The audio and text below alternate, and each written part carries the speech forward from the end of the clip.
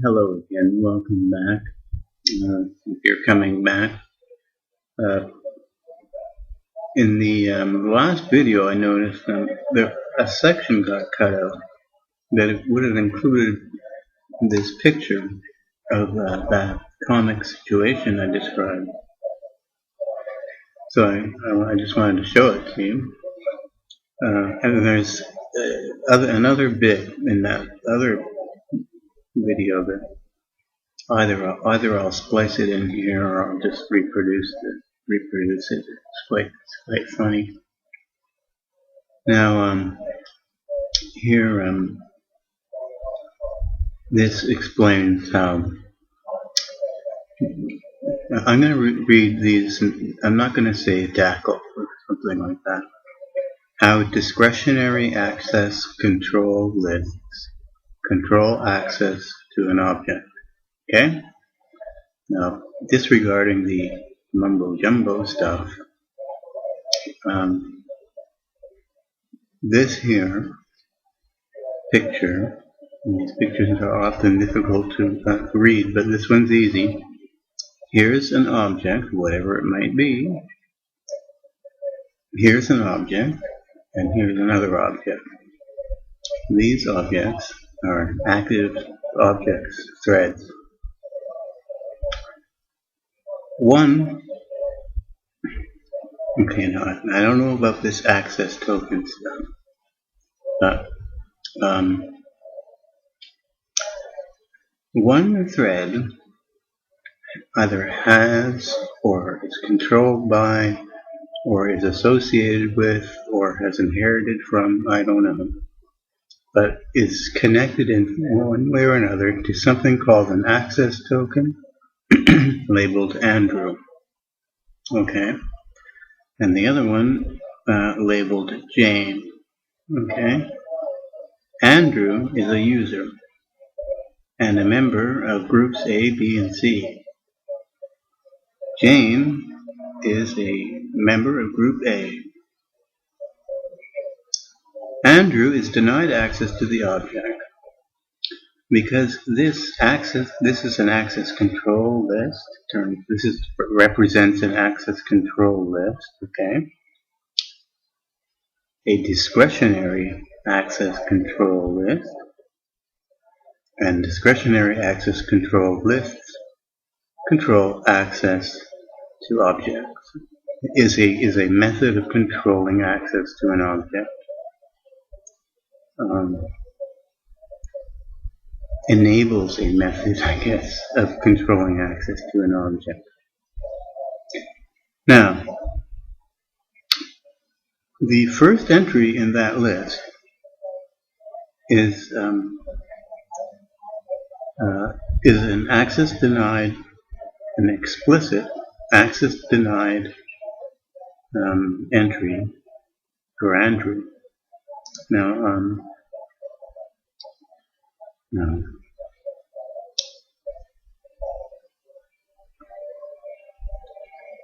The explicitness of the entry is important because, and it says that here, system stops checking ACEs when the requested access is either explicitly granted or rejected. So therefore the order is important.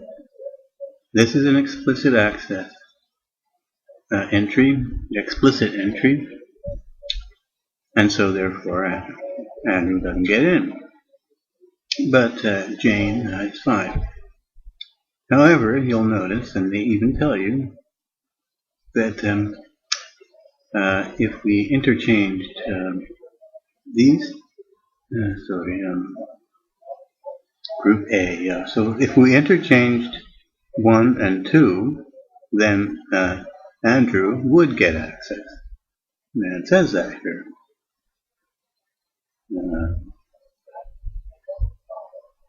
Well, they don't tell you that it's 1 and 2, but see, or any other ordering of these would allow Andrew in, because Andrew is certainly a member of everyone, and he's also a member of A. So now that is a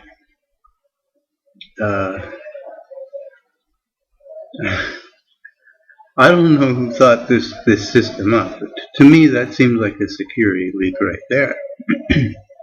You know, all you got to do is change the order of these things and mess things up. Things will get messed up. And well, let me just try it, okay? I'm going to try doing what I did before. And but before that, I've restored. I've made a whole new copy. And I'm gonna. No, it's okay. I'll leave the name. So everything's fine at the moment. I'll edit a file and make sure I can do that. Oh God, what's this associated? This thing's slow the first time. Okay. All right. I just created it. It's brand new. And what I want to show you first is the security tab. What you'll notice is that there are only 4 entries in here. From the last video, there were so many entries. There was a scroll bar here.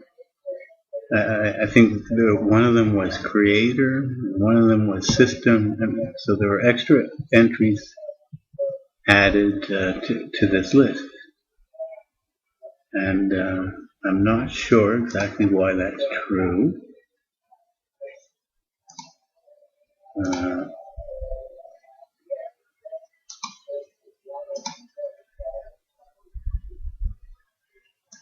But right, I'm going to get to this in a bit.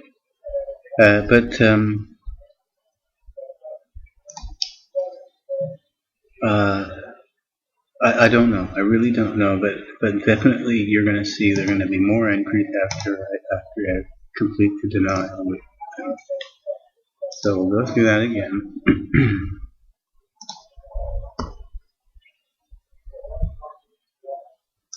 I wonder what did I change in there? Just editing the text. Well, I should make a separate file just for notes. I don't know how to do this again.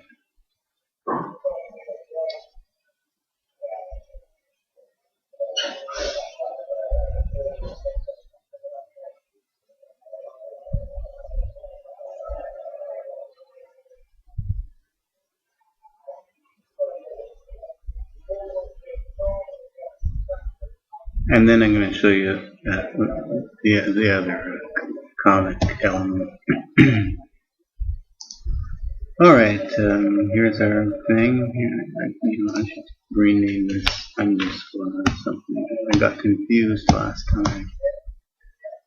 Here's our inaccessible folder. I try to get administrator thing. It comes back, it says use the security tab, which I haven't tried yet. I don't want to.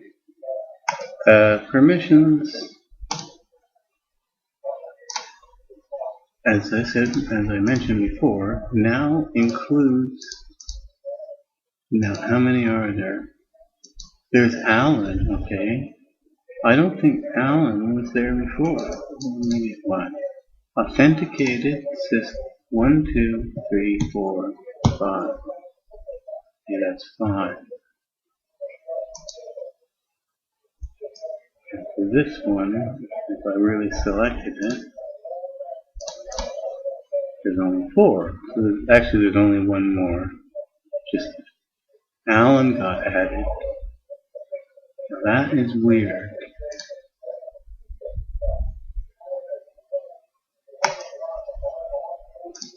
And you'll notice that the Allen that got added is explicitly allowed everything.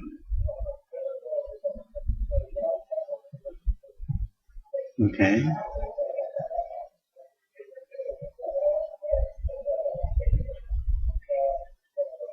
Now these permissions are inherited because they're gray. These are explicit. And I don't know why they're explicit.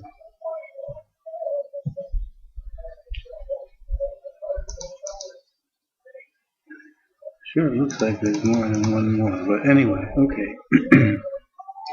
So then we went to here, and now you gotta remember this user happens to be me, but like at a low security level.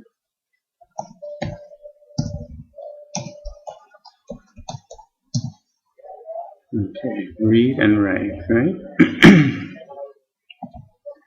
So I'm just, is that the same order we did it last time? Yeah.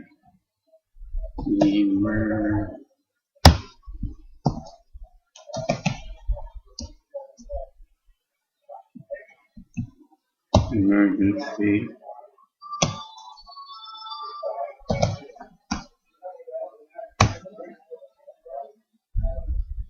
Okay.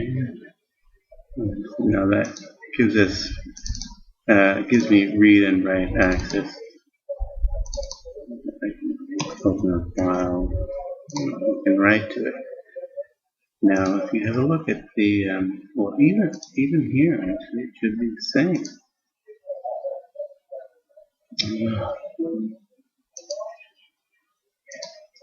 I just want to see these permission properties again.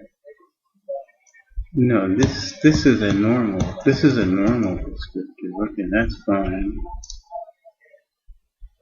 What about the root? Something is still messed up. Okay. Alright. Now this is weird. What's about to happen, if it happens the same way, is weird. If it doesn't happen, I guess I'll clip it out. No, I'll leave both in. I'm going to try to delete this as I said I wanted to. Okay? Now, it says, you'll need to provide administrator permission to delete this folder. Okay? Now, I thought I was an administrator. Well, I am an administrator, right? So I'm going to provide the permission. Continue.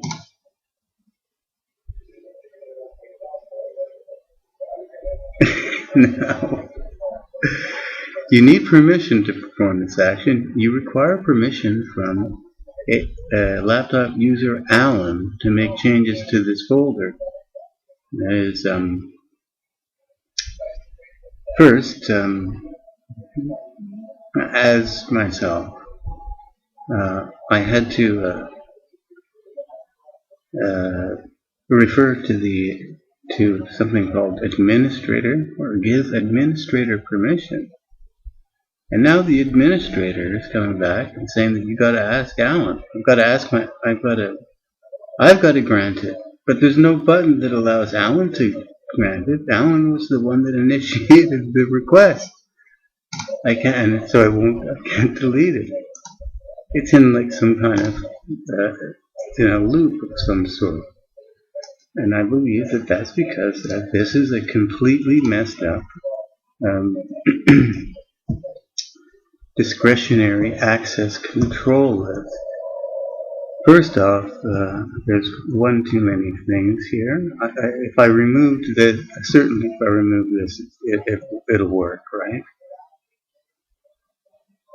The first question I have is, why is this here in the first place at all? I never specified Alan in the function call. The call uses the text users for the thing, and it says group. So this thing, I think, oh yeah, sometimes whatever a trustee is, sometimes this can be a special kind of identifier rather than just a name. But I use name because I know there's a group called users. Now, deny all access. I probably shouldn't have used generic all, but whatever. I only wanted to deny read access. That would be enough, right? But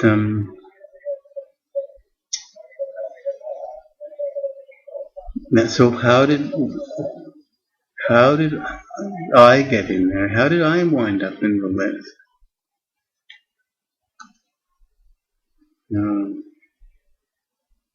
As me, it appears I'm not able to delete it. Now let me see if I can delete it. I doubt. Well, hang on. 3 experiments to try. And I'm not sure which order to do it in. Maybe I can do partial.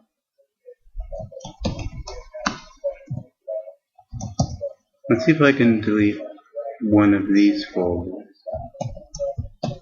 from the Allen box. No. Now let's try that as administrator.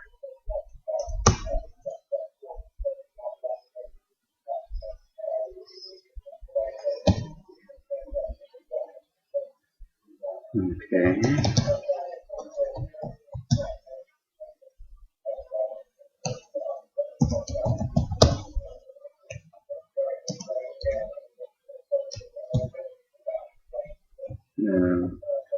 What did I try?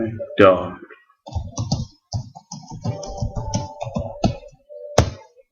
No. As administrator, I can't do it. Now let me try and see if I can do it from this interface. A subdirectory.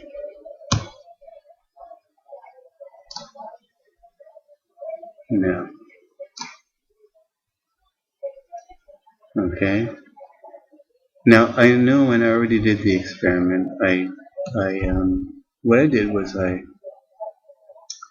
used the sysinternals process exec and logged on as anti-authority system.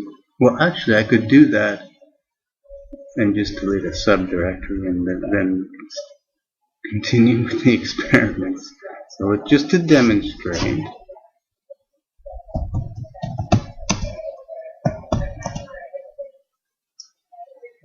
command.exe.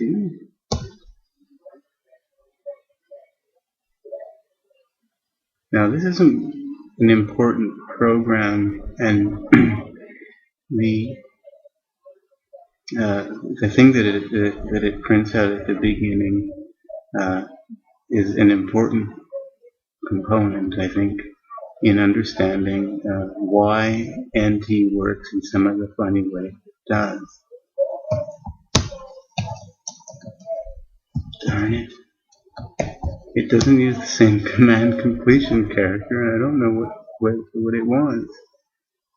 Actually, I wonder if I run reg edit, will it come up on the screen?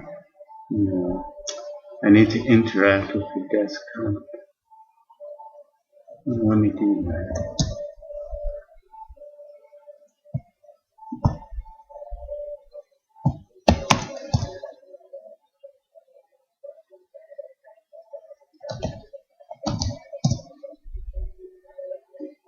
Okay, so I'm just curious to see who I am. Current user.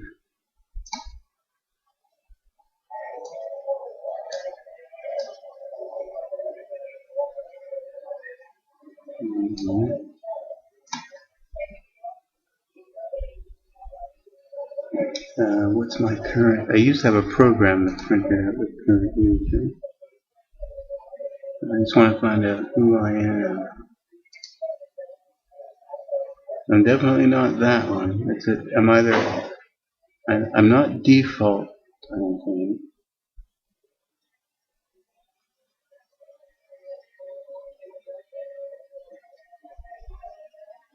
I wonder what this is. These are things that you don't see when you're not logged on in the system.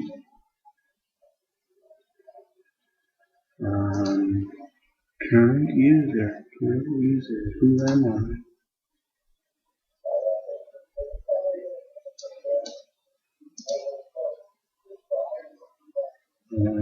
Software, font, current config.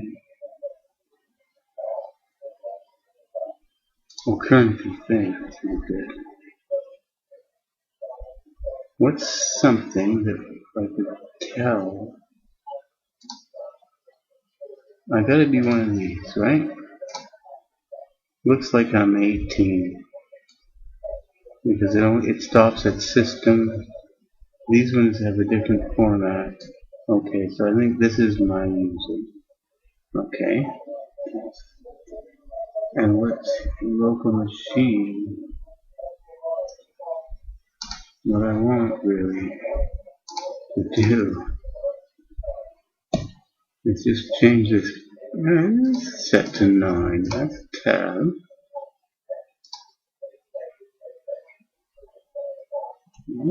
I don't know. Anyway.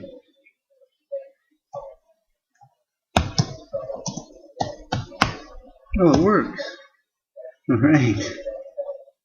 Maybe it just needed to refresh by me opening that thing up. Okay, now I want to do rd/s/q doc, was it?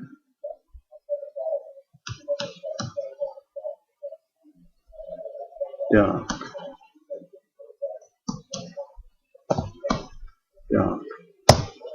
Okay, no problem, it's gone. Okay, and you can see that this mode and change. So the system can definitely do it,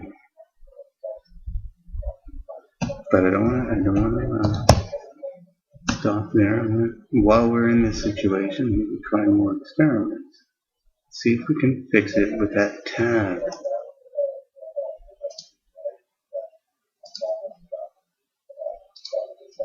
Now Alan is still here. I'm pretty sure if I just delete Alan, it's going to fix it. But just deleting it doesn't tell us very much.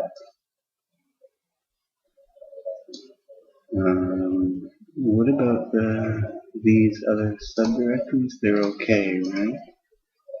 Their properties are like this. Right? There's no Alan in here. Now that's weird.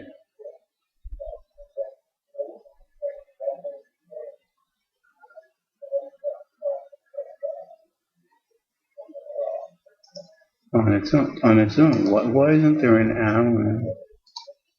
You know. Let's see what this says. Include inheritable permissions. Not inherited. Administrators for.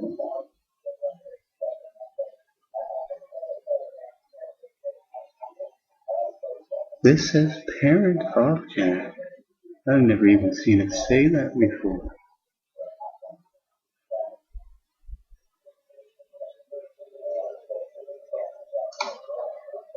The owner is me, and I can only possibly change it to me.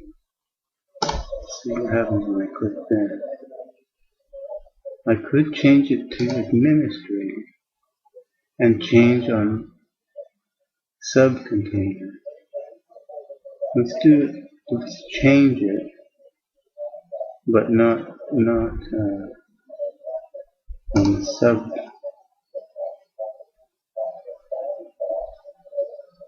How could I thought I was our. Oh yeah, current R.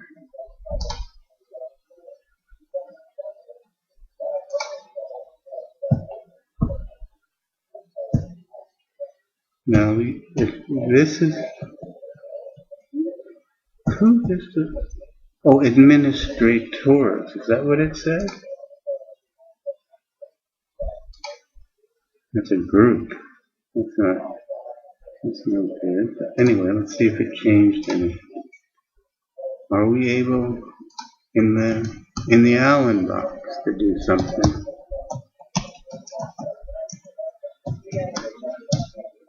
No. In the administrative box, are we able to do something?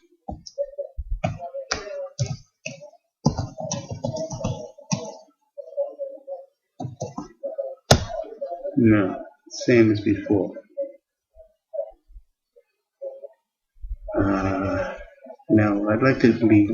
I'd like to be Alan, but I'd like to be an administrator.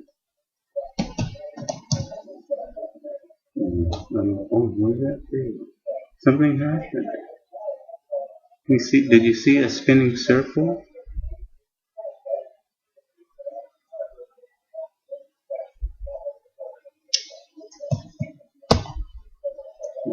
Didn't help very much. Oh, there's another thing.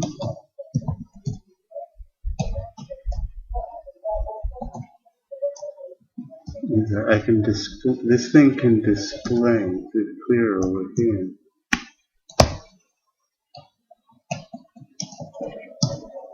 Can display the information. Just give the name. Yeah, you see it. There's like a tree structure here, and it's an ordering. Built-in users deny.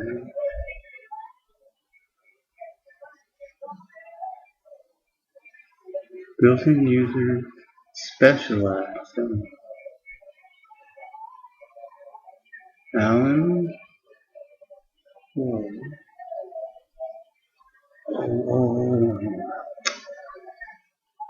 There's something like run as, but I don't know how to run del. Maybe I can run a batch file as Alan.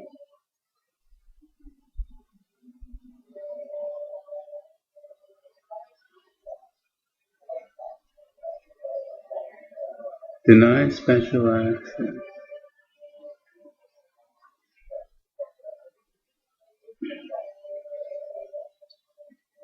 Built-in user. Deny, delete, blah blah blah. Okay, so these these denials are still there. Why?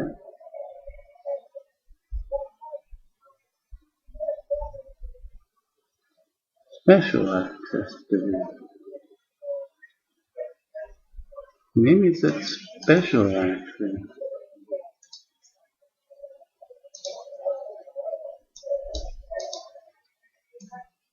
See, it still got this. And where did it get it from?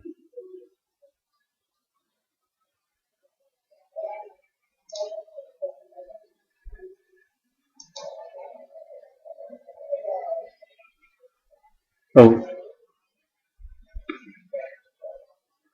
user.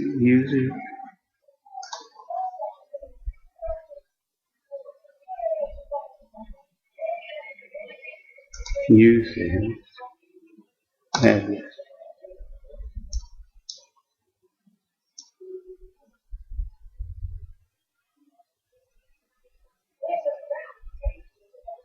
I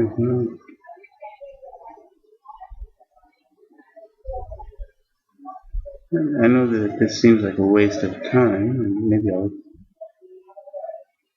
cut this out. Well, I'm going to hit the pause button and try and see if I can find anything else more. Oh, I should have left it on. what I did, although I didn't try to delete anything, was I just went in here in that same tab, this one, and I was looking at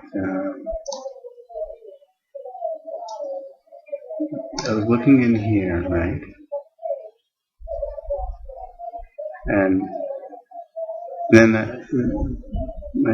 I didn't do anything, and some of this was grayed out. And then I clicked on Alan, and I clicked here, and I clicked Edit, and I took away Delete. I clicked on Delete or Allow, and I removed that access from Alan. No, it was on Alan. What was Alan? Yeah, see? But they're both. It's neither one or the other. It's not explicitly allowed or refused. Okay. Now, when I check this thing, now it's only got just a few things listed. It's still got this one at the top. And actually I have a theory now for why these functions worked before and aren't working now. Is that I just think that it's random chance that users happens to be first in the list. And previously it probably wasn't. Anyway, obviously I'm not Alan, because anything I try never worked.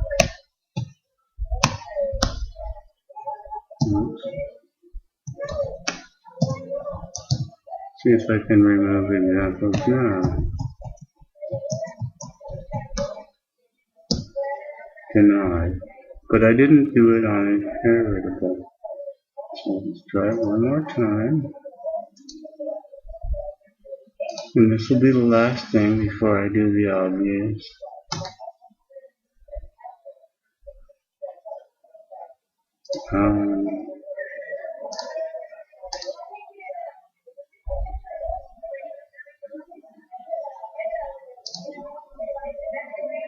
No, I want that.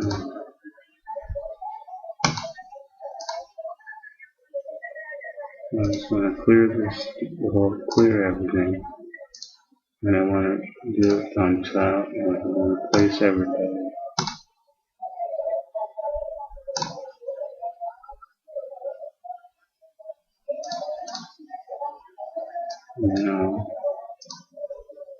So now, there's still an Allen list. There still are explicit accesses, which I don't understand because I just removed them all. I thought I did.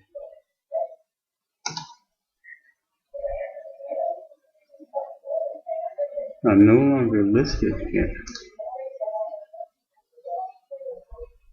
Hey, wasn't I just listed there? Oh, it's gone. Oh, it just completed its task. I see. Okay, so now I'm gone, and everything should work again. Denied. How about the administrator?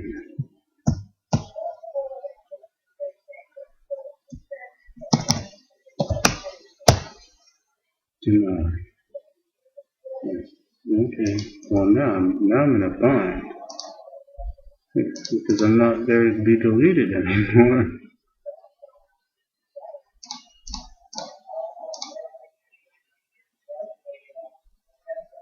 User, administrator. What?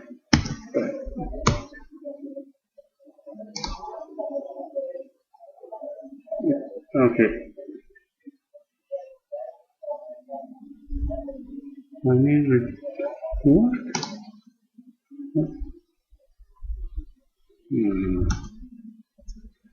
The only solution, of course, is to log on to the system. Oh, wait a minute. Maybe it was because maybe it was because I was in here. Right again.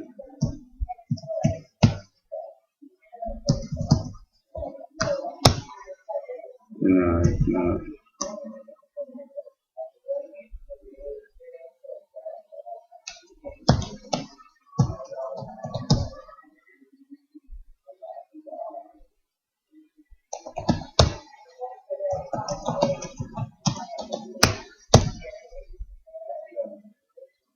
Alright, we're now empty. Try again.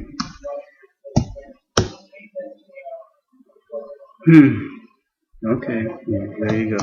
You see how complicated these things are, or can be.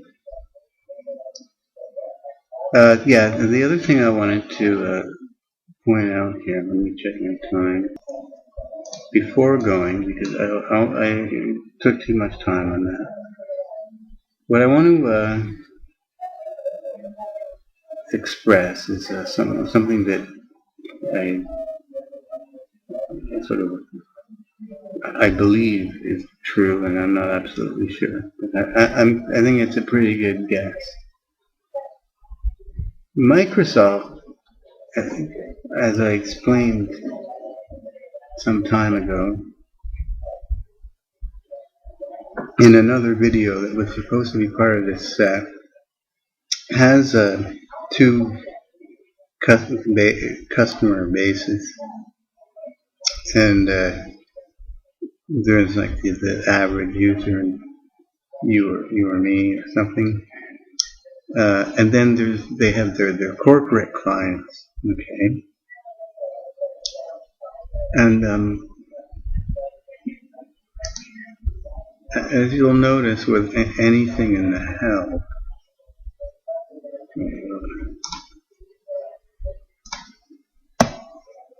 any function,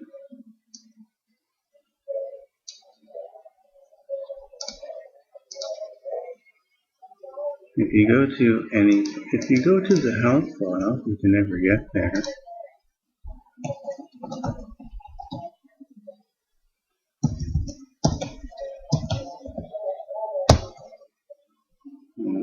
And just anything. You notice how they list these, there's always client and server, right?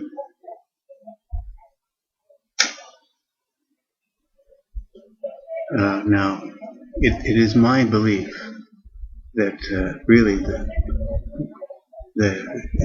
now that the DOS Windows has been phased out, there's really only one source code base, okay, and it's Windows NT Server.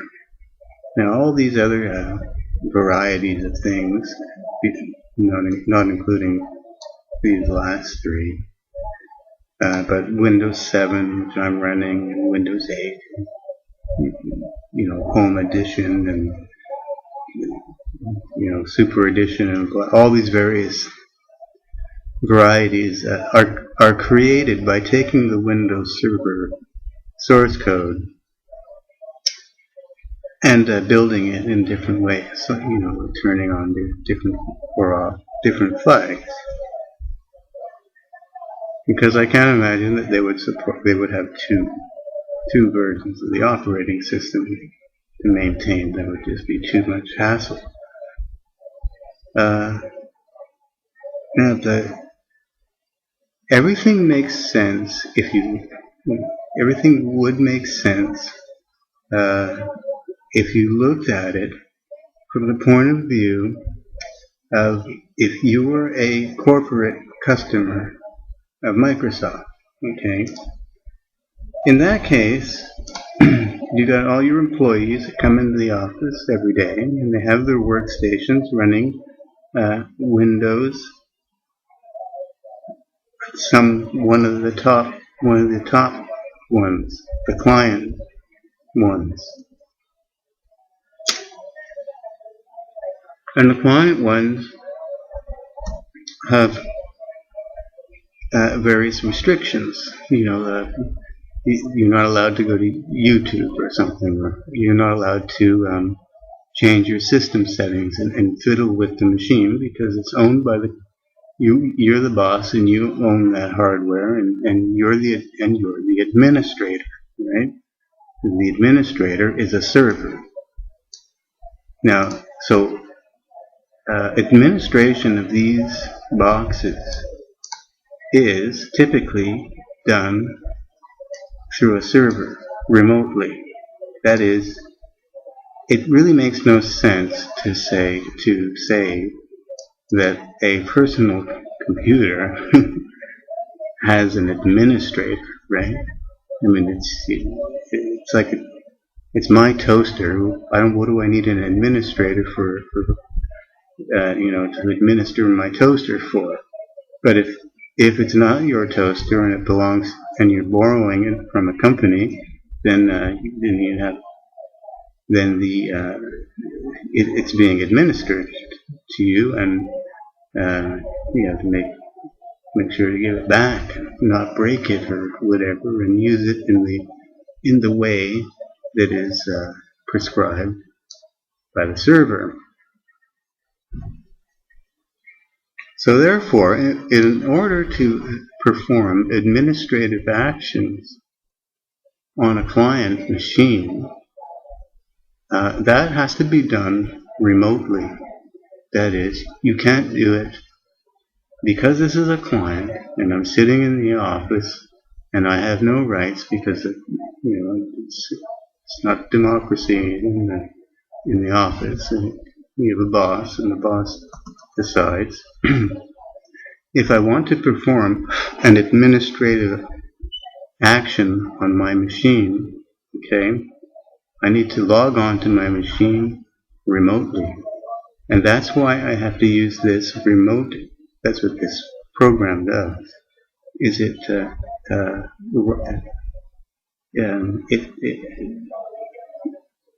typically is used for running a program on a remote machine. In this case, the remote machine is the current machine, but I need to log on remotely if I want to perform an administrative action on this local machine. That is, I have to simulate that I am an NT server and I've come in to fix some problems on this machine and then log off. And so I think that that's probably the case. And so that's a little tip. Try, whenever you're wondering why things are organized in the seemingly bizarre way that they are, and just imagine the office environment and it'll probably make perfect sense. Okay, see you next time.